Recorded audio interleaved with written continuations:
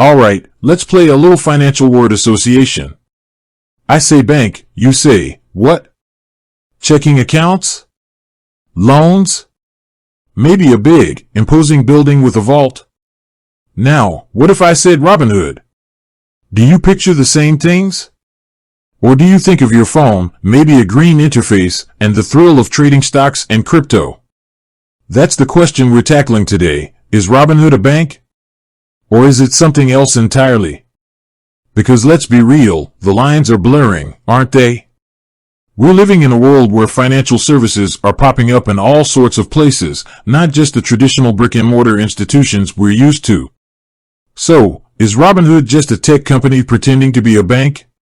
Or is it a legitimate financial player that's redefining what banking means? Before we dive into the nitty-gritty, let's understand why this question even matters. It's not just a matter of semantics. It's about your money. It's about understanding the protections you have, the regulations that apply, and the risks you're taking. When you deposit money into a traditional bank, you expect certain things: FDIC insurance, regulatory oversight, and a sense of stability. But what about Robinhood? Does it offer the same safeguards? To answer that, we need to break down what a bank actually is. Traditionally, a bank is an institution that accepts deposits, lends money, and provides other financial services. They're heavily regulated, primarily to protect consumers and maintain the stability of the financial system. Key characteristics include: deposit taking. Banks accept deposits from individuals and businesses, providing a safe place to store money. Lending. Banks lend money to individuals and businesses in the form of loans. Payment services. Banks facilitate payments through checking accounts, debit cards, and other payment systems. Regulatory oversight. Banks are subject to strict regulations by government agencies. FDIC insurance. Deposits in most banks are insured by the Federal Deposit Insurance Corporation, FDIC, protecting depositors up to a certain limit. Now, let's look at Robinhood. It's primarily known as a commission-free trading platform. It revolutionized the way many people invest, particularly younger generations, by making it accessible and user-friendly. But Robinhood has expanded its offerings beyond just stock and crypto trading. They now offer cash management. Robinhood offers a cash management feature that allows users to earn interest on their uninvested cash. Debit card. They provide a debit card for spending the cash in their cash management account. Recurring investments. Users can set up recurring investments in stocks and ETFs. Fractional shares. Robinhood allows users to buy fractional shares of stocks, making it easier to invest in expensive companies. These features start to sound a lot like what a bank offers, right? Especially the cash management and debit card aspects. But here's the crucial distinction: Robinhood itself is not a bank. It's a brokerage firm. Here's where it gets a bit complex. Robinhood partners with a network of banks to offer its cash management feature. These partner banks are FDIC insured, meaning the cash held in your Robinhood cash management account is eligible for FDIC insurance, up to the standard limits. However, it's important to understand that your funds are held at these partner banks, not directly at Robinhood.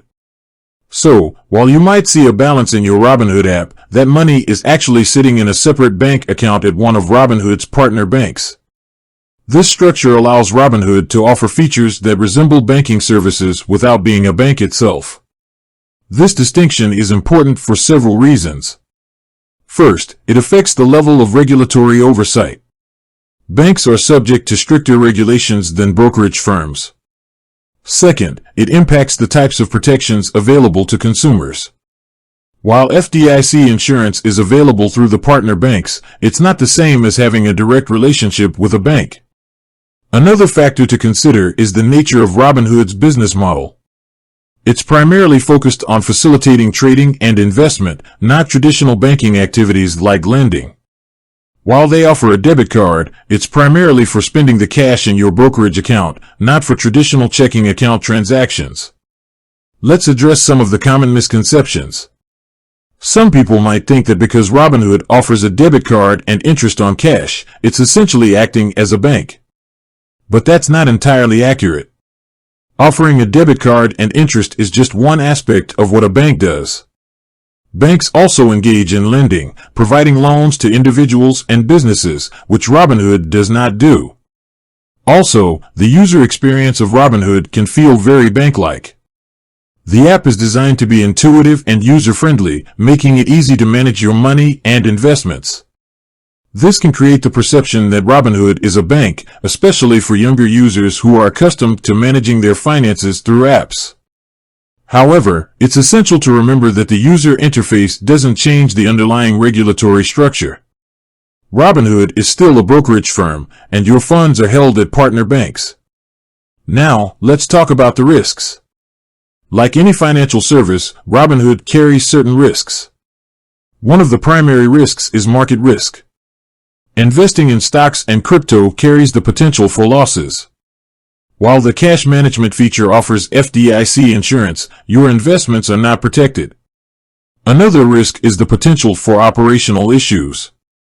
As a tech company, Robinhood relies heavily on its technology infrastructure. Outages and technical glitches can disrupt trading and access to your account. Furthermore, it's important to be aware of the regulatory landscape.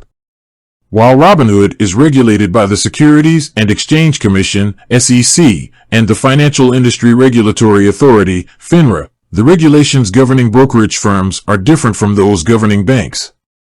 So, what's the takeaway? Is Robinhood a bank? The short answer is no. Robinhood is a brokerage firm that offers features that resemble banking services through partnerships with FDIC-insured banks. While it provides a convenient and accessible platform for investing and managing your money, it's essential to understand the distinctions between a brokerage firm and a bank. It's also crucial to be aware of the risks involved and to understand the protections available to you. While FDIC insurance is available through the partner banks, your investments are not protected. In conclusion, Robinhood is a powerful tool for investing and managing your finances. But it's not a bank. It's a brokerage firm that's redefining the way people access financial services. By understanding the distinctions and the risks, you can make informed decisions about how to use Robinhood and other financial platforms.